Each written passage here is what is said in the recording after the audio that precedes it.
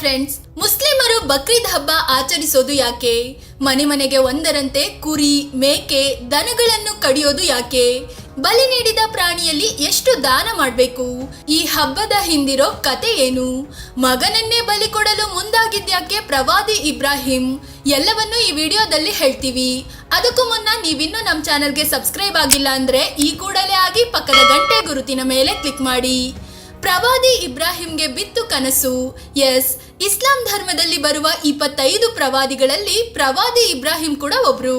ದೇವರು ತುಂಬಾ ಇಷ್ಟಪಡುವವರನ್ನ ಪರೀಕ್ಷೆ ನಡೆಸ್ತಾರಂತೆ. ಅದೇ ರೀತಿ ಪ್ರವಾದಿ ಇಬ್ರಾಹಿಂ ಅವರಿಗೂ ದೇವರು ಪರೀಕ್ಷೆ ಒಡ್ಡಿದ್ರು. ಒಂದಿನ ಪ್ರವಾದಿ ಇಬ್ರಾಹಿಂ ನಿದ್ದೆ ಮಾಡ್ತಿದ್ದಾಗ ಒಂದು ಕನಸು ಬಿತ್ತು. ಅದರಲ್ಲಿ ಸಾಕ್ಷಾತ್ ಅಲ್ಲಾ ಬಂದು, ನಿನಗೆ ತುಂಬಾ ಇಷ್ಟವಾಗಿದ್ದನ್ನ ನನಗೆ ಬಲಿ ಕೊಡು ಅಂತ ಹೇಳಿದ್ರು. ಬೆಳಗ್ಗೆ ನಿದ್ದೆಯಿಂದ ಎದ್ದ ಪ್ರವಾದಿ ಇಬ್ರಾಹಿಂ ದೇವರ ಆಗ್ರಹ ಎಂದೂ ತಪ್ಪಾಗೋದಿಲ್ಲ ಅಂತ ಯೋಚಿಸ್ತಾರೆ. ಪ್ರವಾದಿಗಳ ಬಳಿ ದೊಡ್ಡ ಸಂಖ್ಯೆಯಲ್ಲಿ ಒಂಟೆಗಳಿದ್ವು. ಹೀಗಾಗಿ 100 ಒಂಟೆಗಳನ್ನ ಬಲಿ ನೀಡಿದ್ರು. ಕನಸು ಬೀಳೋದು ನಿಲ್ಲಲಿಲ್ಲ. ಕೊನೆಗೆ ಎದುರಾಗಿದ್ದು ಅಗ್ನಿ ಪರೀಕ್ಷೆ. ಹೌದು, ಮೊದಲ ದಿನ 100 ಒಂಟೆಗಳನ್ನ ಬಲಿ ನೀಡಿದ್ರು. ಅದೇ ದಿನ ರಾತ್ರಿ ಮತ್ತೆ ಕನಸಿನಲ್ಲಿ ಅಲ್ಲಾ ಬಂದ್ರು. ಆ ದಿನ ಕೂಡ ನಿನಗಿಷ್ಟವಾದದ್ದನ್ನು ಬಲಿ ಕೊಡು ಅಂತ ಹೇಳಿದ್ರು. ಆಗ ಪ್ರವಾದಿ ಇಬ್ರಾಹಿಂಗೆ ಏನ್ ಮಾಡ್ಬೇಕು ಅಂತ ಗೊತ್ತಾಗ್ಲಿಲ್ಲ. ಮರುದಿನ 200 ಒಂಟೆಗಳನ್ನ ಬಲಿ ನೀಡಿದ್ರು. ಆದ್ರೆ ಅದೇ ದಿನ ರಾತ್ರಿ ಮತ್ತೆ ಕನಸಿನಲ್ಲಿ ಬಂದ ಅಲ್ಲಾ ಅದೇ ಮಾತನ್ನ ರಿಪೀಟ್ ಮಾಡಿದ್ರು, ನಿನಗಿಷ್ಟವಾದದ್ದನ್ನ ಬಲಿ ಕೊಡು ಅಂತ. ಮರುದಿನ ಎದ್ದ ಪ್ರವಾದಿಗಳು ಯೋಚಿಸುತ್ತಾ ಕೂತ್ರು, ನನಗೆ ಇಷ್ಟವಾದದ್ದು ಯಾವುದು ಅಂತ. ಆಗ ಅವರಿಗೆ ತಮ್ಮ ಮಗ ಇಸ್ಮಾಯಿಲ್ ನೆನಪಿಗೆ ಬರ್ತಾರೆ. ಆವಾಗ ಕನಸಿನಲ್ಲಿ ಬಂದ ಅಲ್ಲಾ ಕೇಳ್ತಿರೋದು ಏನು ಅನ್ನೋದು ಪ್ರವಾದಿ ಇಬ್ರಾಹಿಂಗೆ ಅರ್ಥವಾಗುತ್ತೆ. ಮಗನ ಬಲಿಗೆ ಮುಂದಾದ ಪ್ರವಾದಿಗಳು. ನಂತರ ಮನೆಗೆ ಬಂದ ಪ್ರವಾದಿ ಇಬ್ರಾಹಿಂ ಪತ್ನಿಯನ್ನು ಕರೆದು, ನಮ್ಮ ಮಗ ಇಸ್ಮಾಯಿಲ್ನನ್ನು ನೀಟಾಗಿ ರೆಡಿ ಮಾಡು, ಹೊಸ ಬಟ್ಟೆ ತೊಡ್ಸು, ಸುಗಂಧ ದ್ರವ್ಯ ಹಾಕು, ಮದುಮಗನಂತೆ ರೆಡಿ ಮಾಡು. ಇವತ್ತು ನಾವು ನನ್ನ ಫ್ರೆಂಡ್ ಮನೆಗೆ ಔತಣಕೂಟಕ್ಕೆ ಹೋಗ್ತಿದ್ದೀವಿ ಅಂತ ಹೇಳಿದ್ರು. ಇಸ್ಮಾಯಿಲ್ ತಾಯಿ ಮಗನಿಗೆ ಅಲಂಕಾರ ಮಾಡಿ ರೆಡಿ ಮಾಡಿದ್ರು.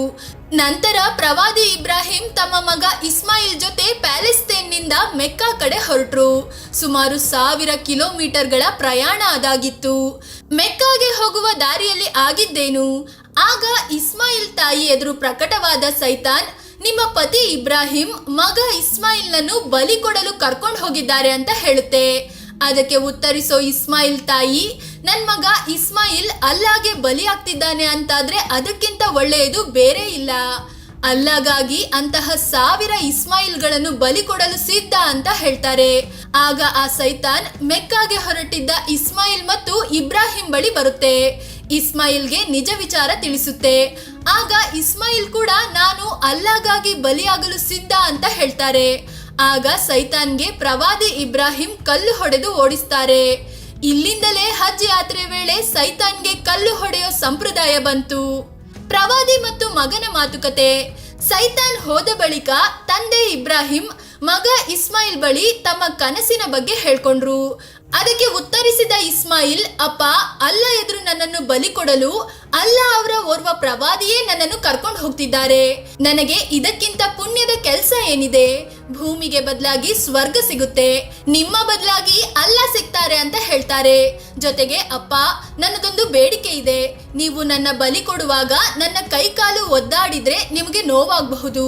ಹೀಗಾಗಿ ನನ್ನ ಕೈಕಾಲು ಕಟ್ಟಿ ನನ್ನನ್ನು ನೆಲಕ್ಕೆ ಮುಖ ಮಾಡಿ ಮಲಗಿಸಿ. ಯಾಕಂದ್ರೆ ನನ್ನ ಕಣ್ಣುಗಳನ್ನು ನೀವು ನೋಡಲು ಆಗಲ್ಲ ಅಂತ ಹೇಳ್ತಾರೆ. ಜೊತೆಗೆ ಕಣ್ಣಿಗೆ ಬಟ್ಟೆ ಕಟ್ಟಿಕೊಳ್ಳಿ ಅಂತ ಮನವಿ ಮಾಡ್ತಾರೆ. ಇದನ್ನು ಕೇಳಿದ ಪ್ರವಾದಿ ಇಬ್ರಾಹಿಂ ಕೂಡಲೇ ಇಸ್ಮಾಯಿಲ್ ಕೈಕಾಲುಗಳನ್ನು ಹಗ್ಗದಿಂದ ಕಟ್ಟಿ ನೆಲಕ್ಕೆ ಮುಖ ಮಾಡಿ ಮಲಗಿಸ್ತಾರೆ. ನಂತರ ಒಂದು ಕೈಯಲ್ಲಿ ಇಸ್ಮಾಯಿಲ್ ಕೂದಲು ಹಿಡಿದು ಮತ್ತೊಂದು ಕೈಯಲ್ಲಿ ಚಾಕು ಹಿಡಿದು, ಹೇ ಅಲ್ಲಾ, ನೀವು ನನಗೆ 1000 ಇಸ್ಮಾಯಿಲ್ ಕೊಟ್ರು ನಿಮ್ಮ ಹೆಸರಿನಲ್ಲಿ ಬಲಿ ಕೊಟ್ಟು ಬಿಡ್ತೇನೆ ಅಂತ ಹೇಳ್ತಾರೆ. ಆಮೇಲೆ ಬಲಿ ಕೊಡಲು ಮುಂದಾಗ್ತಾರೆ. ಪರೀಕ್ಷೆಯಲ್ಲಿ ಪಾಸಾದ ಇಬ್ರಾಹಿಂ. ಬಲಿ ಕೊಡುವಾಗ ನಡೆಯಿತು ಪವಾಡ. ಇದನ್ನು ಕಂಡ ಅಲ್ಲಾ ತನ್ನ ದೂತ ಜಬ್ರಿಲ್ಗೆ ಒಂದು ಆದೇಶ ನೀಡ್ತಾರೆ. ಹೇ ಜಬ್ರಿಲ್, ಒಂದು ಕುರಿ ತಗೊಂಡು ಭೂಮಿಗೆ ಹೋಗು. ಇಬ್ರಾಹಿಂ ಪರೀಕ್ಷೆಯಲ್ಲಿ ಪಾಸ್ ಆಗಿದ್ದಾನೆ. ಹೋಗಿ ಇಸ್ಮಾಯಿಲ್ ಜಾಗದಲ್ಲಿ ಕುರಿಯನ್ನು ಇಡು ಅಂತಾರೆ. ಇತ್ತ ಇಬ್ರಾಹಿಂ ಚಾಕು ಎತ್ತಿ ಚುಚ್ಚುತ್ತಾರೆ. ರಕ್ತ ಹರಿಯುತ್ತೆ. ಆದ್ರೆ ಕಣ್ಣು ಬಿಟ್ಟು ನೋಡಿದಾಗ ತಮ್ಮ ಮಗ ಇಸ್ಮಾಯಿಲ್ ಪಕ್ಕದಲ್ಲಿ ನಿಂತಿರ್ತಾರೆ. ಮಗ ಇದ್ದ ಜಾಗದಲ್ಲಿ ಕುರಿ ಇರುತ್ತೆ.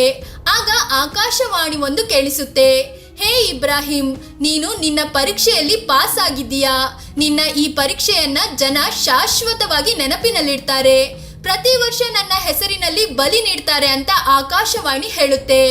ಅಲ್ಲಿಂದ ಇಲ್ಲಿಯವರೆಗೆ ರಂಜಾನ್ನ 70 ದಿನಗಳ ಬಳಿಕ ಬಕ್ರೀದ್ ಹಬ್ಬ ಆಚರಿಸಲಾಗುತ್ತೆ. ಲೆಕ್ಕವಿಲ್ಲದಷ್ಟು ಕುರಿ, ದನ, ಒಂಟೆಗಳನ್ನು ಬಲಿ ಕೊಡಲಾಗುತ್ತೆ.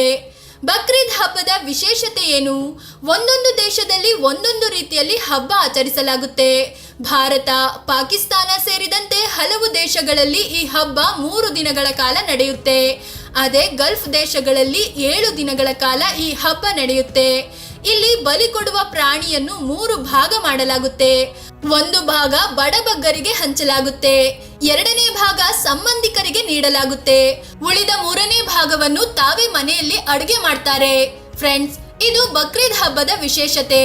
ಬಲಿ ಕೊಡೋದು ಯಾಕೆ ಅನ್ನೋದನ್ನ ತಿಳಿಸಿಕೊಡುವ ಪ್ರಯತ್ನ. ಇಂಟರ್ನೆಟ್ನಲ್ಲಿ ಹಲವು ವೆಬ್ಸೈಟ್ಗಳ ಮಾಹಿತಿ ಆಧರಿಸಿ ಈ ವರದಿ ಮಾಡಿದ್ದೀವಿ. ಏನಾದ್ರೂ ಮಿಸ್ಟೇಕ್ ಇದ್ರೆ ದಯವಿಟ್ಟು ಕಾಮೆಂಟ್ ಮಾಡಿ ತಿಳಿಸಬೇಕಾಗಿ ವಿನಂತಿ. ಅದೇ ರೀತಿ ನೀವಿನ್ನೂ ನಮ್ಮ ಚಾನಲ್ಗೆ ಸಬ್ಸ್ಕ್ರೈಬ್ ಆಗಿಲ್ಲ ಅಂದ್ರೆ ಈ ಕೂಡಲೇ ಆಗಿ ಪಕ್ಕದ ಗಂಟೆ ಗುರುತಿನ ಮೇಲೆ ಕ್ಲಿಕ್ ಮಾಡಿ. ಧನ್ಯವಾದ.